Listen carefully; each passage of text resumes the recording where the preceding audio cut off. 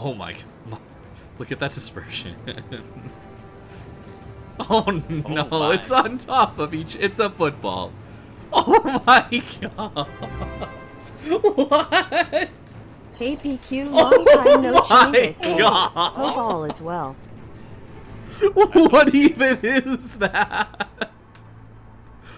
What? Like minions concerns or... What? That GK just got blasted for half his HP. Oh my.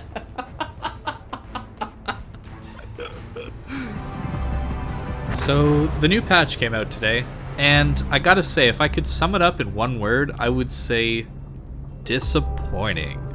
Yeah, I actually really don't like what Wargaming has done with this game, with this patch. It's mainly been a change to the meta where it essentially buffs where the meta has been heading. It doesn't do anything to combat the campy, stay at the back, never push in, shoot high explosive gameplay loop that's been happening more recently. In fact, it doesn't do anything to stop it, and it actually makes it better and easier to do, and more beneficial to do. And then, at the same time, it nerfs the ability to push in, and it makes it incredibly difficult to craft a build that is both decent at offensive capabilities and tanky enough, at least as a battleship, to push in. And realistically, the risk that you take in pushing in front of your team is not worth the reward of the secondary builds at all. I was a little worried about this. I was hopeful because, you know, I heard about the GK buff, or the German buff, but you can see just how many shells were missing, or secondaries were missing at 5 kilometers on a Seattle, right? Sure, we're getting some hits, but it's not good, you know? Yeah, this is going to be more of a kind of first impressions of the patch. I did stream it for about 3 hours today, and it was just frustrating to deal with, because all the people that have been camping the back with their HE spam and all that stuff are now just that much more difficult to deal with. And the way the maps are designed, they don't really allow you to push in all that easily. Even a map like this, where we managed to get into this this Thunderdome cap, we're still getting smacked from outside the cap. And that's kind of the issue, is you're not tanky enough in battleships with the current builds to survive long enough to make the advanced position worth it. That's kind of the main thing. Yes, they did give you 2 extra captain points, and that kind of just goes down the drain when you realize that Superintendent used to be a 3-point skill and is now a 4-point skill. And then they added a mandatory upgrade or captain skill for the battleship class, which is Deadeye. That is the ultimate upgrade for a battleship. It's a free 10% dispersion buff. On the high-tier American battleships, you get an 11% dispersion buff in the 3 million upgrade slot. And you take that over a 12% DPM buff. And this game is mostly about DPM, but you generally will take that 11% dispersion buff because it's just that good. So getting a 10% buff on all these other battleships that normally couldn't get this extra dispersion buff is just nasty. And you just have to take it. And you saw in that first clip from my stream where I was playing Yamato with this buff, I was sitting at like 25 kilometers away and we got perfect dispersion on that Kurfürst. That just didn't happen before. And it's really cool and good, and you're like, oh wow, so my battleships are going to be that much better, right? Well, the problem comes when you realize what battleships benefited the most from this. And the battleships that benefited the most from this are actually Thunder and Conqueror. This is a massive buff to these 2 ships because they now can even more hit all their HE shells on you. Even more accurately hit all their HE shells on you. And they don't care about angling, they don't care about distance, as long as they got good aim.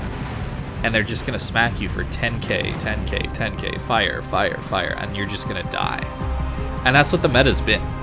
That's really what the meta has been, is a lot of Conquerors, a lot of Thunderers, and a lot of high explosive being thrown at each other. It's too bad.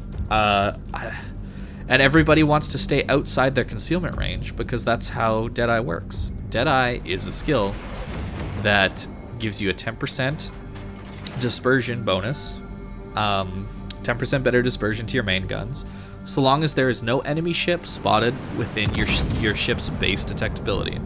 That includes concealment expert, all these skills. So on a Thunderer, that's like 12.1 kilometers or whatever that is.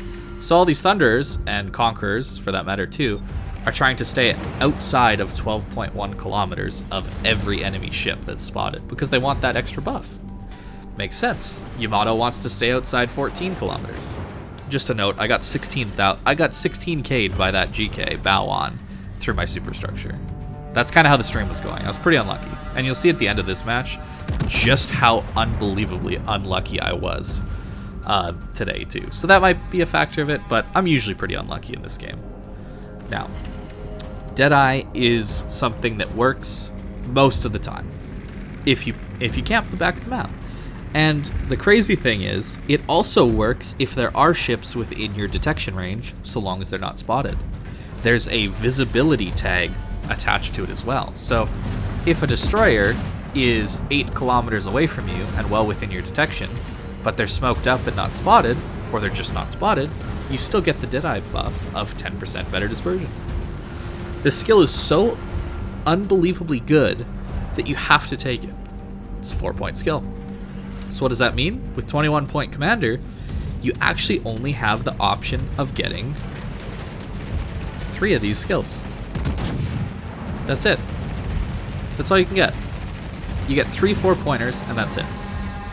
So you can't actually take all of the skills that you need to be tanky and effective, because you're putting yourself at a massive disadvantage if you don't take Deadeye. So you basically have to take Deadeye. So that's 4 points gone. Right there. Done. So then what can you do after that? Well, you can either take Concealment Expert, which you probably should because Deadeye relies on concealment. Okay, so that's 2 gone. Well, what's your third one going to be? Are you going to take Fire Prevention? That's a really mandatory skill. Well, what if you want an extra heal?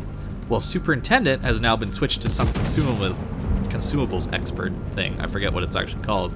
It's a 4-point skill now, and that's the only way to get yourself an extra heal. And on a ship like Ohio, you go through heals so quickly. So that's another 4-point skill. So you got to choose between that or Fire Prevention. Oh, by the way, the secondary skill for 35% better accuracy is also a 4-point skill. So you're going to choose that? Or are you going to choose the secondary reload buff one, where your secondaries just have a 10% better reload, and your main guns get a 10% better reload when ships are within your secondary range? Also a very good skill. So Wargaming's done a good job of providing a lot of different options for these 4 battleships to take. There's choices, and there's diversity. So fair play to Wargaming if that's what they meant by promoting different choices. The problem is, you just can't take a lot of these. I'm full secondaries in these games, and you can see how fast I'm dying. A lot of these games, you just die too quickly. And people don't want to get into your secondary range. Right now, you can find people, because there's idiots like me that are just trying to make secondary battleships work in the new patch.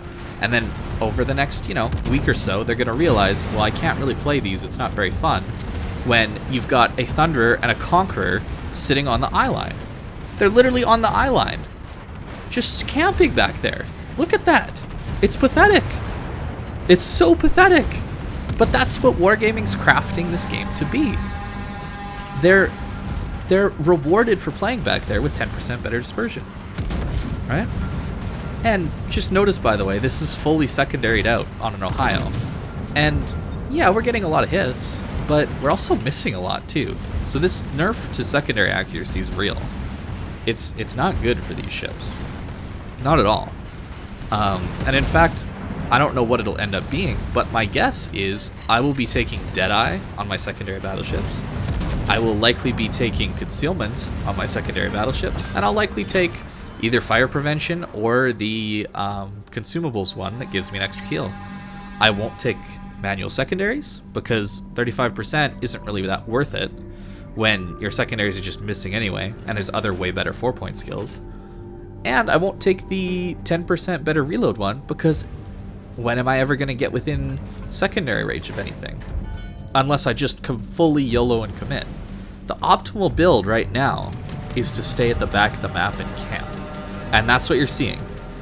Just look at our team. Our Thunder and Slava, B-line, C-line, like running from the enemy ships. And their Thunder and Conqueror are doing the exact same thing. And their Montana is as well. That's just what this game is, at least right now. This is early in the patch, but I can't see it changing all that much because it's the optimal way to play. And that's how Wargaming's made this game and this patch to be right now. It's really, really, really sad. So that's kind of my rant on Battleships. I think all of you know what I enjoy in this game, and that's secondary battleships is part of it, but the main thing is, if you haven't seen my video that's the reason I love this game, or the reason I keep playing this game, I forget what I titled it, but the TLDR of that video is decision making is why I like this game. Being rewarded for good decisions and being punished for bad decisions. That dynamic is what makes this game fun for me. And the sad thing is, decision making is basically gone with this patch. You have one choice, and that's to sit at the back and snipe. If you push, you will die. That's the wrong decision, objectively. The wrong decision is to push. That is the wrong decision, always. So you're just left sitting there like, well, why am I playing this if my only decision that I have to make is to stay at the back and then shoot HE at other battleships camping the back of the map? It's not a fun meta. It's not a fun way to play this game. Some people might enjoy it, but I know I don't. And it's kind of weird that the game has been marketed as the thinking man's action game, but there's no action at all. Kind of sad. Now, talk quickly about DDs and cruisers. Destroyers have gotten some pretty interesting buffs where when they're gunboating and they're spotted, they actually get 5% better DPM than they had before. Because of some of these builds rely on you being spotted to give you these bonuses. So that's an interesting buff to gunboat destroyers, to torpedo boats and DDs that really don't want to fight all that often. There's this skill that gives you 20%, that makes enemy ships shooting at you have 20% worse dispersion for 15 seconds after you get lit. And that skill is going to be insane because Ashima's going to get lit, let's say. He's not going to shoot, he's going to turn and disengage, and everybody's going to try and shoot him, but he's so small that 20% nerf to everybody's dispersion shooting at him is going to mean it's just an RNG like challenge to see if you're going to hit or not. There's not going to be any skill involved. Just going to be like, well, I'll try and put it there, and I guess I hope RNG will hit. So yeah, buffs to that class for sure. And also, of course, we can talk about torpedo acceleration not nerfing your range anymore, so you just get a flat buff to your torps in that way as well. And cruisers got some pretty decent DPM buffs. Hindenburg, if you run the full DPM build, now has a 7.9 second reload base. Keep in mind that ship shipped with like with a full reload build, it was like 8.8 second reload when it came out. So it now has 7.9, nearly a second faster. Kind of crazy stuff as far as DPM is concerned. And I played it, and yeah, it was pretty nasty. I'm not including it in this video, but it's pretty disgusting. And Henry as well got some pretty insane buffs because that ship is so fast. And yeah, just go watch like BFK's stream. He's been on this John Henry the tractor craze where he's just farming out the crops that are the battleships at long range. Yeah, there's been some pretty insane buffs in this game. And I mean, of course, Carrier got their buff too with their bigger damage output and reduced damage from flak and AA. So it's not like any class was really ignored in this change. The problem is the way that they've made these buffs. They have buffed every class. You know, they have done that. Every class has gotten better. The problem is every class has gotten better in such a way that it promotes people just camping the back of the map and never pushing in. There's not been skills made where ships get tankier and have the ability to actually push in easily. You have to get lucky to be able to push in. You got to get lucky with a good map, a team that pushes with you, maybe a destroyer that smokes you in, which happened this game. like you got to get really lucky in a lot of these ways, and then you have to have a good map that gives you islands to use to push in. You can see I've just been hiding here this whole time because I'm not an idiot. I'm not going to push out into the open water against a kited away Conqueror and Thunderer player. I'm never going to do that. That's suicide. Right? You saw what happened to our Yamato that just barely got to the choke point of this entrance. The whole game is about never pushing in anymore. So it's sad. This is my first impressions though, so it might get better. But I had a pretty rough day as far as streaming is concerned. I didn't have much success trying to do these pushes and trying to play aggressive. It just didn't work because you're just gonna get dumpstered by Thunderer and Conqueror players. It also didn't help I was getting a little bit unlucky this game too.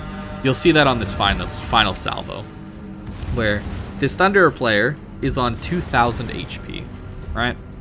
And the correct play here would be to stop shooting because he's on low HP. And I could kill him and extend the game, and you never know what happens then. But he doesn't. He opens up, so I shoot him back. 2,000 HP. We hit him with 5 shells, and we are not able to kill him. That RNG pretty much sums up exactly how my day was going. So that's the patch, the initial reactions. Thanks for watching, guys, and I hope you can have fun with it, because I'm not sure how I'm going to.